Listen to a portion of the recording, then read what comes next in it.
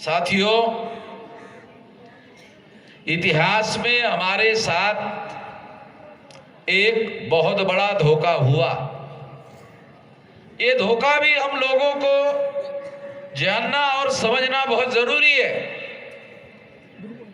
बाबा साहब अंबेडकर ने round table conference में शेड्यूल कास्ट और शेड्यूल ट्राइब के लोगों को सेपरेट इलेक्टोरेट का अधिकार हासिल करवाया था। तो ये जो सेपरेट इलेक्टोरेट का अधिकार था, ये क्या था? तो ये इसकी दो तीन बातें हैं जो शासन करती जमात बनने से संबंधित है। तो पहली बात ये है कि शेड्यूल कास्ट और शेड्यूल ट्राइब की जो जनसंख्या है, तो उस जनसंख्या के अनुसार आजाद भारत में हमारे 22.5% वोट हैं।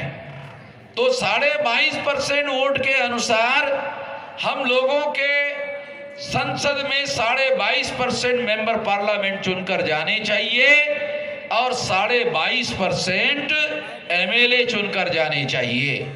इस हिसाब से अभी जो करंट पार्लियामेंट है, उस पार्लियामेंट में 131 मेंबर पार्लियामेंट शेड्यूल कास्ट और शेड्यूल ट्राइब के है। तो ये चुनकर जाने चाहिए। और ये चुनकर जाने का तरीका क्या होगा?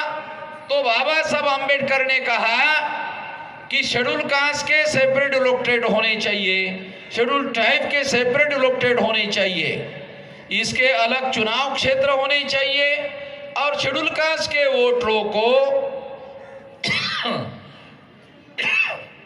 शेड्यूल कास्ट का प्रतिनिधि चुनने का अधिकार होना चाहिए। शेड्यूल ट्राइब के जो लोग हैं उनका चुनाव क्षेत्र अलग होना चाहिए और उनको अपना अलग प्रतिनिधि चुनने का अधिकार होना चाहिए, क्योंकि शेड्यूल कास्ट के लोगों के साथ अस्पृश्यता का व्यवहार होता है, इसलिए दूसरे लोग उनको वोट नहीं दे सकते, इसलिए उनको सेपरेट इलेक्टोरेट होना चाहिए। आदिवासी लोग जंगल में निवास करते हैं, इसलिए दूसरे लोग उनको वोट नहीं देंगे, इसलिए उनका भी सेपरेट इलेक्टोरेट होना चाहिए। इस तरह की व्यवस्था करने के लिए बाबा साहब अंबेडकर ने राउंड टेबल कॉन्फ्रेंस में अंग्रेजों के सामने ये लड़ाई लड़ी और अंग्रेजों ने इस बात को, बाबा साहब अंबेडकर की इस लड़ाई को स्वीकार किया और 17 अगस्त 1932 को ये अवार्ड घोषित किया कि आपको ये दिए जाते हैं। इससे क्या होता? यदि आजाद भारत में अगर ये अधिकार हमें मिल जाते तो कोई भी सेंट्रल गवर्नमेंट की सरकार या कोई भी राज्य सरकार की सरकार हमारे समर्थन के बगैर न देश में न राज्य में कोई सरकार बना सकता था।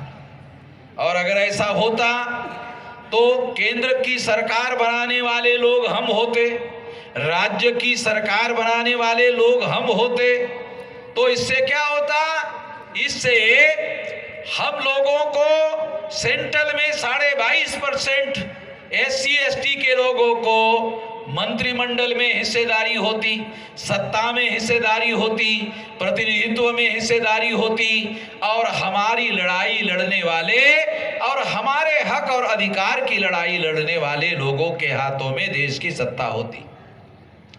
ये लड़ाई बाबा साहब अंबेडकर ने 17 अगस्त 1932 को जीत ली थी, मगर इसके विरोध में गांधी जी ने आमरण अनशन किया और ये अधिकार छीन लिया।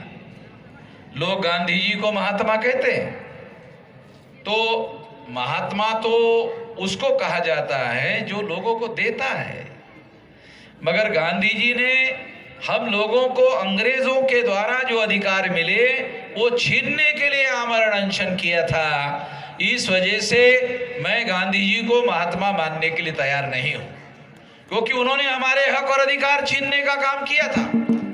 इसलिए साथियों, इसके विरोध में लड़ाई उस समय से चल रही है और इस उपवास की वजह से सेपरेट इलेक्टोरेट खत्म हो गए और जॉइंट इलेक्टोरेट आ गए। सेपरेट इलेक्टेड लागू होते तो इस देश के सत्ता में हम लोगों को अपनी आवाज के साथ, अपने हक और अधिकार के साथ हिस्सेदारी मिलती, मगर आज ऐसा नहीं है।